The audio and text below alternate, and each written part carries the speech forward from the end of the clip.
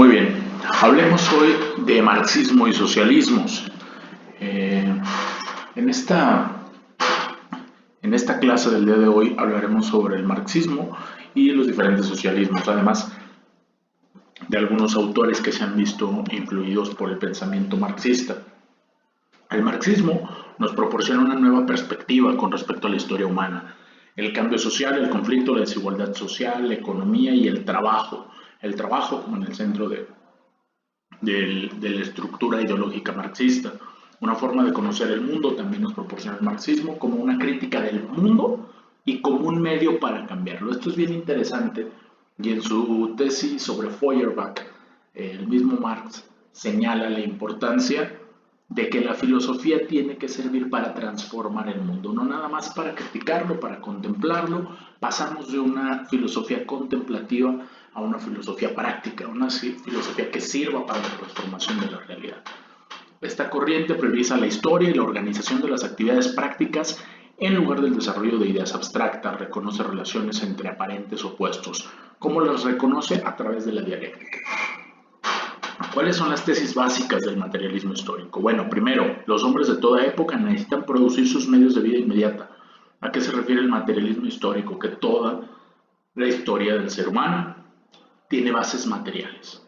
Es decir, que es a través de la materia que se transforma y se crean las diferentes instituciones sociales, económicas, culturales y políticas. Las relaciones que el hombre mantiene con la naturaleza y los demás hombres en el proceso de producción son relaciones materiales inicialmente. Estas relaciones materiales dan origen al modo en el que el hombre interpreta el mundo, es decir, el cómo interpretamos el mundo quiere decir nuestra ideología. ¿Por qué creemos lo que creemos? Eso lo explicamos entendiendo cuál es nuestra ideología. Decía Marx que la ideología es creer que lo que crees no es una creencia. Eso es ideología, justamente.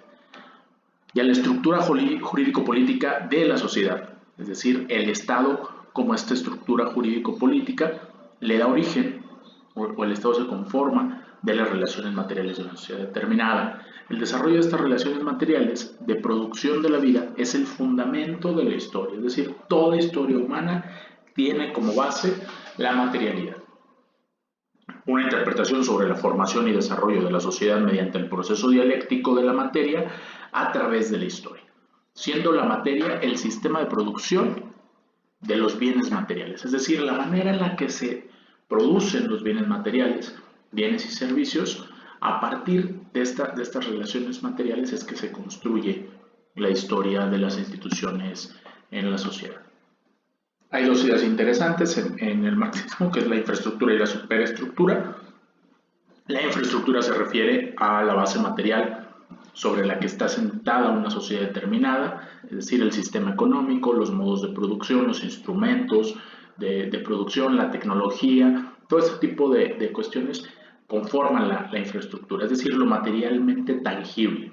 Y la superestructura, en términos marxistas, se refiere al conjunto de ideas y creencias, costumbres, instituciones, normas que configuran la conciencia social, es decir, todo aquello abstracto, digamos, que de alguna manera sí configura, concreta nuestras conciencias colectivas e individuales incluso, ¿no? Y todo esto tiene un origen en la base material ya expuesta. Aquí lo vemos de una manera un poquito más gráfica, donde las relaciones de producción, las fuerzas productivas, las tecnologías conforman la infraestructura, es decir, el sistema económico, y la superestructura que tiene que ver con ideas, valores, instituciones, familia, etc. Esas refuerzan el poder dominante de una clase capitalista y el dominio transmitido a través de sus herederos como una reproducción social.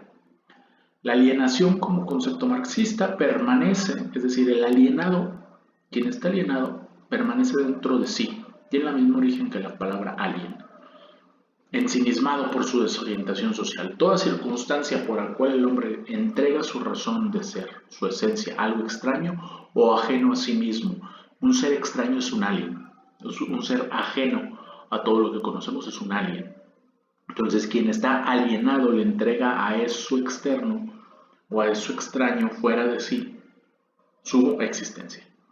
En términos sociales, podemos hablar la división de la sociedad en clases condiciona las posibilidades de acceso a bienes y servicios. Una persona que nace en una clase social dominada y con bajos ingresos tiene pocas probabilidades, por ejemplo, de estudiar una licenciatura en el TEC de Monterrey y acceder a ese tipo de conocimientos, a ese tipo de formación, esas redes de contactos para poder superar su condición material.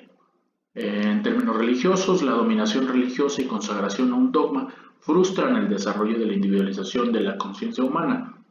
Si creemos que entonces comer carne o obtener riquezas es inmoral y que más fácil va a caber un camello en el ojillo de una aguja que un rico en el reino de los cielos, bueno, pues difícilmente vamos a querer superar nuestros ingresos materiales y por tanto transformar nuestras condiciones de vida, y ese obstáculo nos los ponen nuestras creencias religiosas.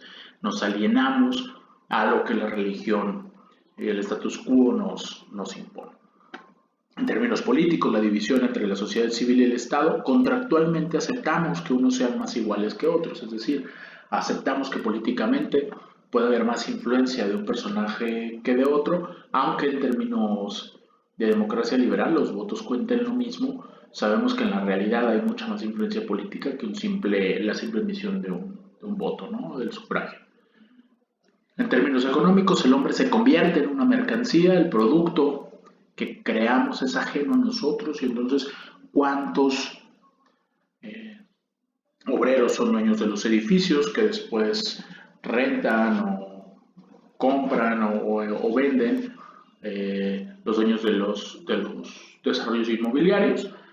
Bueno, los obreros son los que lo construyen, y es con su trabajo, es con su imaginación, con su talento que se construyen estos edificios, pero la importancia en el capitalismo crees que se desarrolla el capital, entonces lo importante es el que proporcione el capital, ya sea directamente de él o a través de una institución bancaria, como el ejemplo que les puse. Entonces, siempre terminamos enajenándonos de nuestro trabajo y terminamos enajenándonos de nosotros como personas para ser un yo consumidor o un yo mercancía, ¿no?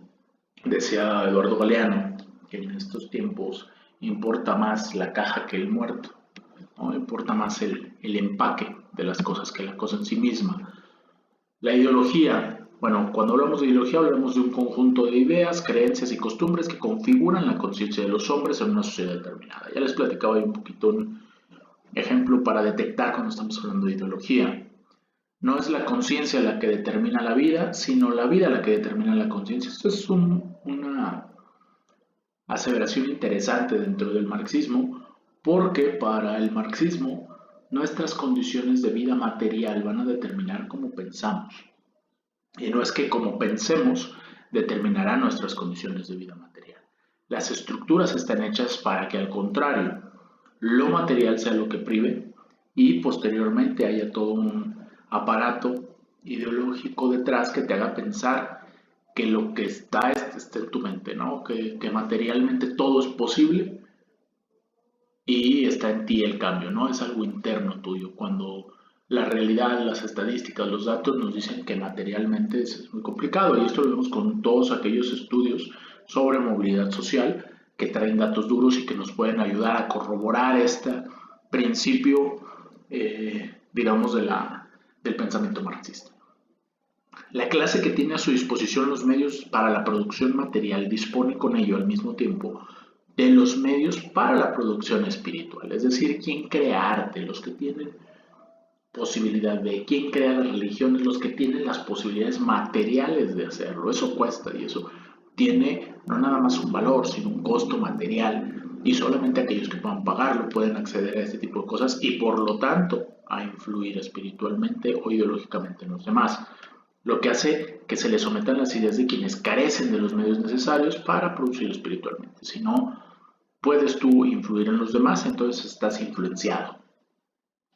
La ideología que predomina en una sociedad es siempre la ideología de la clase dominante, pues es aquella a la que le interesa mantener su poder y su privilegio. Para el marxismo, el poder político, económico y demás solo reviste la posibilidad de mantenerlo y reproducirlo, ¿no? En cualquier sociedad, la ideología dominante es la de la clase dominante, ya lo decíamos.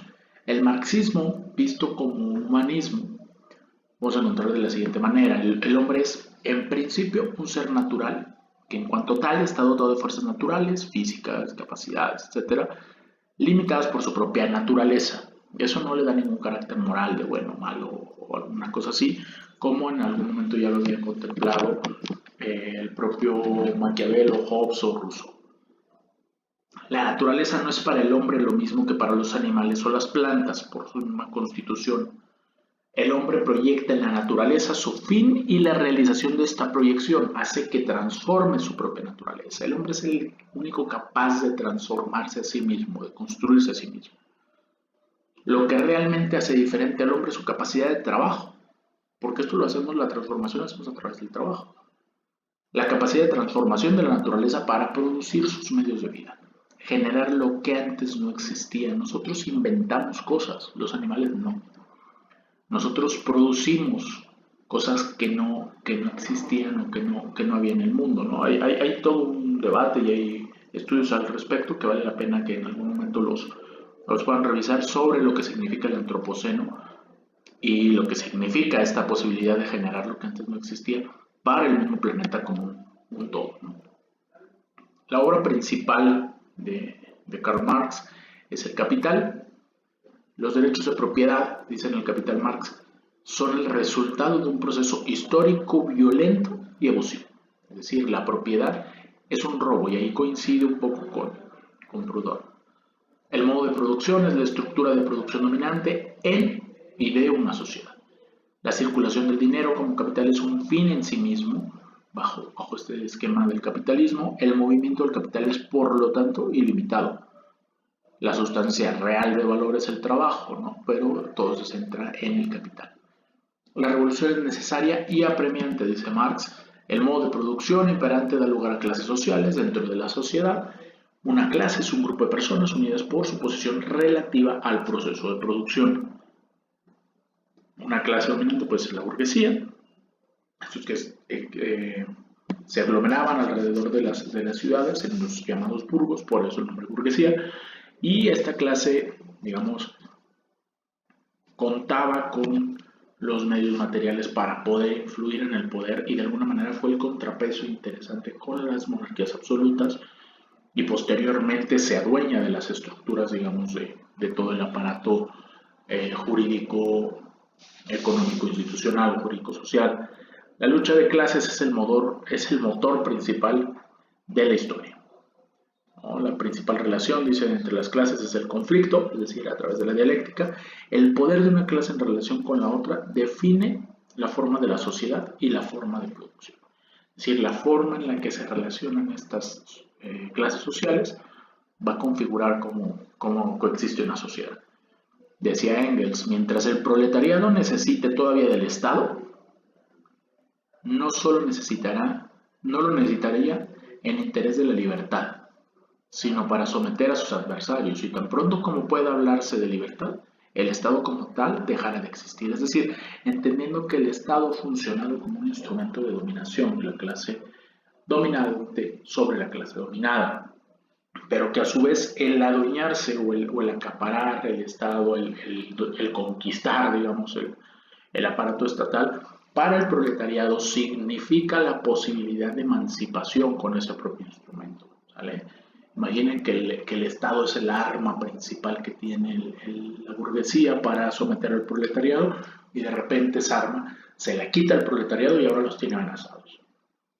Hasta en tanto estén asegurados de que no va a pasar nada y de que todos van a estar en un estado de libertad, puede prescindir de la propia arma, ¿no? Es un poco el planteamiento de Engels. En su obra del origen de la familia, la propiedad privada y el Estado, junto con las clases, el Estado, dice Engels, caerá inevitablemente. Es decir, las clases sociales, el Estado, la familia, etc., son parte de todo este marco que ha estructurado la clase dominante. La sociedad reorganizará la producción sobre la base de una asociación libre e igualitaria de productores, algo parecido a lo que propone el anarquismo, y la única clase que está libre de las restricciones de propiedad es el proletariado, ya que carece de los medios monetarios, que son la base para el matrimonio burgués. La obra del Manifiesto Comunista, tanto Marx como Engels hablan de que las relaciones de clase están definidas por los medios de producción. Sin embargo, eventualmente estas relaciones dejan de ser compatibles con las fuerzas de producción y desarrollo. Por la naturaleza de su clase, el proletariado no tiene forma de apropiarse de los medios de producción. Entonces, cuando obtengan el control del Estado, tendrán que destruir toda propiedad privada y las clases mismas desaparecerán. Si la clase dominada se hace con la fuerza del Estado, tiene que romper los rieles, tiene que romper el camino, tiene que quemar las naves para no volver al camino anterior. Si no, en algún momento todo ese andamiaje institucional que llaman los autores contemporáneos en temas de ciencia política, bueno, todo este andamiaje institucional va a volver y entonces aquel tren llamado Estado va a volver al carril y a las vías que siempre tuvo, las tienen que destruir y tienen que construir una forma diferente de mover este aparato. Existe un antagonismo, dicen ellos, inevitable y permanente entre las clases de una sociedad capitalista y forma un modelo básico de dos clases en la división de la sociedad. Es decir, existe una estructura dialéctica donde dialogan estas dos clases sociales en tensión permanente y de una tesis, antítesis, forman una síntesis, ¿vale? Que se encamina hacia la perfecta racionalidad consciente. Las ideas no se autogeneran, se replican y propagan de acuerdo a su relación con los intereses de clase y la constitución material de la sociedad. Es decir, las ideas van a viajar a través de estos motivos o con base en estos motivos y con una base material. Cuando hablan de la dictadura del proletariado, bueno, Marx lo que propone no es una simple revuelta social con el fin de conseguir mayor justicia, ni un golpe de Estado para sustituir un gobierno por otro. El tema de la dictadura del proletariado para Marx implica un proceso en el cual los individuos de una sociedad se enfrentan al poder establecido con el fin de sustituir no solamente la autoridad o el gobierno, sino un régimen político por otro. No se trata de que cambiemos de maquinista en el tren del Estado, sino que cambiemos incluso las vías, ¿no? Y en algún momento la máquina o el tren dejará de ser necesario. La sustitución de todos los niveles de la superestructura en lo político, jurídico e ideológico. En su fase socialista, cuando hablan del manifiesto del Partido Comunista, bueno, la toma del poder del proletariado, instaurando la dictadura, en la cual la clase proletaria asume todo el poder frente a la clase burguesa, que supondría que es aquí a donde llegó en algún momento la Unión Soviética. Bueno, se suprime la propiedad privada de los medios de producción. El único modo de obtener la renta necesaria para la vida es el trabajo. Ahora se pone el trabajo en el centro de la vida social y no el capital. Y posteriormente hay criterios racionales de distribución. Cada cual recibe de la sociedad según la propia aportación de su trabajo, no de su capital. ¿De acuerdo?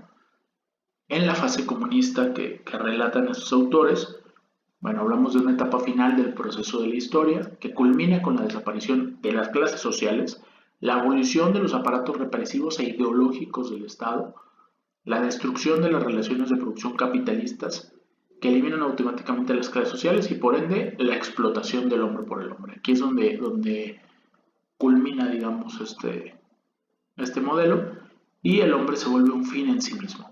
No se ve obligado a vender su fuerza de trabajo y tampoco se ve obligado a convertirse en una mercancía.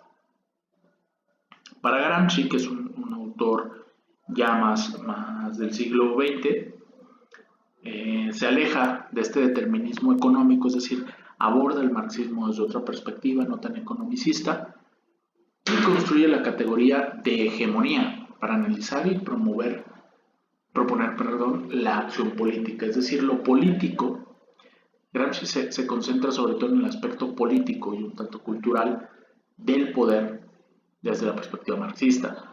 Propone la construcción de una nueva hegemonía donde el Partido Comunista obviamente es central, como así también la actividad política de los intelectuales orgánicos para cimentar ideología y develar situaciones. El paso de la conciencia en sí a la conciencia para sí. Es decir, no basta con saber las relaciones, sino que hay que construir aparatos para poder ganar ese poder político y este concepto de hegemonía que tiene que ver con una dominación permanente y por un tiempo largo. ¿Qué significa la hegemonía para Gramsci? Bueno, primero significa guiar, preceder, conducir, estar al frente, comandar, gobernar. La dirección político-ideológica que forja la base social para la conquista del poder político y la construcción de un nuevo Estado. La burguesía se mantiene en el poder, construye hegemonía reproduciendo su patrón de dominación a través de la cultura. Es decir, la cultura como un sistema de reproducción de ciertos valores que permiten a la burguesía mantener el poder. Hay una exhortación importante al proletariado a salir del corporativismo y representar la lucha contra la opresión, que estamos oprimidos y no lo entendemos. El proletariado, para construir un nuevo poder, es decir, su propia hegemonía, debe buscar consensos y alianzas entre las clases oprimidas. Aquí es donde se tiene que hacer comunidad, tiene que hacer un bloque importante para derribar los constructos hegemónicos y hacer lo que le llaman contrahegemonía. Construir efectivamente una nueva hegemonía. La hegemonía tiene que ver con todos estos conceptos abstractos que culturalmente dominan una sociedad, ¿no? Dice Gramsci, el viejo mundo se muere y el nuevo tarda en aparecer. Y en ese claroscuro aparecen los monstruos, ¿no? Eso es para conceptualizar lo que significa la crisis, ¿no? Otro autor importante con un concepto también es muy relevante es Luis Althusser.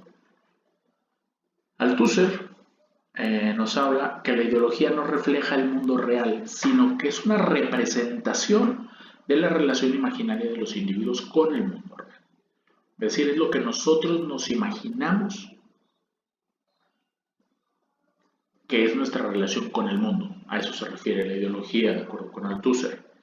Es muy interesante que relean y que lean a ese tipo de autores, porque cada que los leo, ¿no? O los vuelves a leer, te das cuenta de algunos conceptos y les empiezas a encontrar ejemplos y aplicaciones muy constantes, ¿no? El Estado, por ejemplo, tiene dos componentes, dice Althusser: un aparato estatal represivo que tiene que ver con el ejército, la policía, los tribunales, la institución de justicia, etcétera, etcétera, y los aparatos ideológicos del Estado, que es más de tipo superestructura, que mantienen la complicidad y la identificación con la sociedad de clases. El principal propósito de la ideología es constituir individuos concretos como sujetos. La mayoría de los sujetos aceptan su autoconstitución ideológica como una realidad, por lo tanto, rara vez están en conflicto con el aparato represivo del Estado, diseñado para castigar a cualquiera que rechace la ideología dominante. Hay una ideología, hay un marco para moverte, y eso te lo dan los aparatos ideológicos del Estado. Si te sales de ese marco, si te sales del huacal,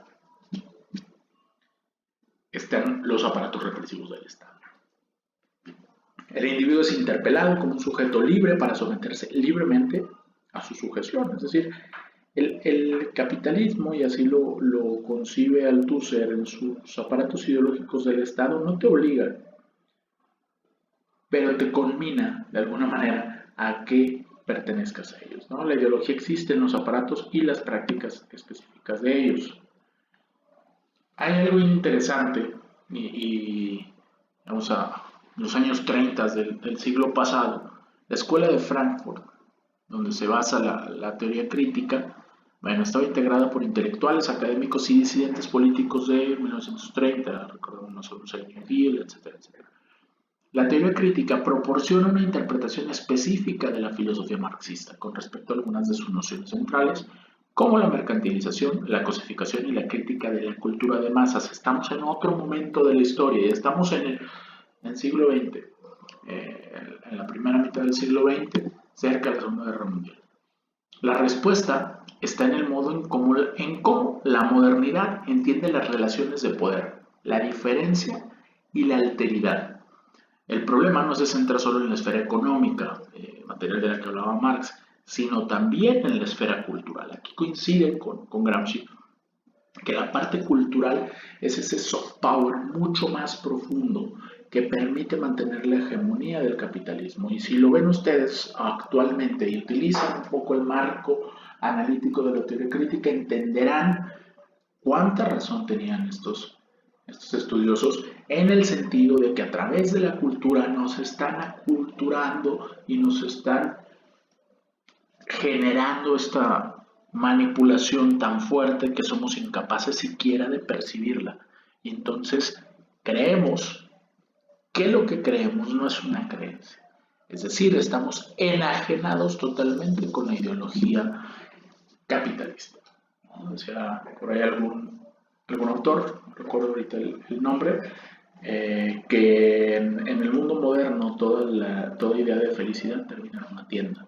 Bueno, entonces ya somos seres consumidores, seres que si no producimos no servimos para nada, que si fracasamos nosotros tenemos la culpa y nos culpamos a nosotros mismos, entonces somos una sociedad sumamente depresiva, con una presión importante, pero cero oportunidades materiales, etcétera, etcétera, ¿no? Entonces la Escuela de Frankfurt fue pionera en el análisis de la cultura de masas, llámese cine, televisión, literatura, publicidad, y actualmente lo podemos ampliar a las redes sociales y sus diferentes algoritmos que predicen lo que queremos. A través del propio marketing nos hacen pensar que queremos algo que no necesariamente sabíamos que queríamos y posiblemente no lo queríamos, pero ahora creemos que lo queremos y que además no solo lo queremos, lo necesitamos. Algunas de las figuras más destacadas de la primera generación de teóricos fueron Max Horkheimer, Theodor Adorno, Herbert Marcuse, Walter Benjamin, Friedrich Pollock, Leo Lowenthal y Erich Fromm. Dicen en la teoría crítica que las industrias culturales, que son los sectores involucrados con la creación, producción y distribución de bienes y servicios de naturaleza cultural, protegidos por el derecho de autor, y a su vez también los medios de comunicación, bajo la teoría crítica los medios son concebidos como un mecanismo de control social, mediante el cual los individuos pueden ser manipulados en un orden social para aceptar, apropiarse y hasta defender un orden social inequitativo. La comunicación es un hecho social que tiene su origen y se desarrolla en la superestructura, pero que participa también en el orden económico y se encuentra históricamente determinada por él. Los medios de comunicación son negocios bastante rentables porque permiten a la sociedad reproducirse en cuanto a la hegemonía existente. La alienación cultural, lo que hace esta clase de alienación es que limita el acceso a la cultura. Los individuos aceptan el uso e influencia de los medios de comunicación, donde el individuo es consumidor o receptor, pero nunca emisor. Difícilmente tu mensaje lo puede ver. Y esa ilusión la tenemos de las redes sociales. Sin embargo, sabemos que es lo que más se viraliza, y lo que más se viraliza no es necesariamente lo que tiene un contenido más apropiado o más adecuado para la emancipación de la conciencia humana, sino todo aquello que permite reproducir o calmar, digamos, los ánimos de ciertos sectores de la sociedad que buscan revelarse, ¿no? No hay información en la red que se haga viral y que tenga un contenido altamente peligroso al status quo. Los medios de comunicación refuerzan una visión individualista y atomizadora de la sociedad, sostienen la estructura del poder político para consolidar el orden económico y social vigente, ocultando contradicciones de clase. Esta es parte de la bibliografía que utilizamos para la presentación. Y bueno, cualquier duda, de todos modos estamos ahí en comunicación. Ha sido, creo, un tema bastante interesante, el del marxismo. Y yo les pido que por favor académicamente dejen de lado todos aquellos ejemplos de que si hablan de marxismo están a favor del régimen cubano o del estalinismo. Marxismo no es ninguna de esas dos cosas. Tiene que ver, sí, con una manera, una filosofía de ver la vida. Marx es muy rico en su análisis y tan influyente. Yo creo que es uno de los pensadores más influyentes de la historia del conocimiento humano, ¿no? Entonces, no se dejen engañar, revisen, lean, consulten fuentes del marxismo como marco analítico de la realidad. No es una discusión superada, no dejen que los debates los den por superados. Hay debates académicos que si bien ya están bastante más avanzados, no necesariamente se llegan superar. Son debates que son recurrentes y que están eh, en constante discusión, ¿no? Muy bien, muchas gracias, jóvenes. Nos vemos después. Hasta luego.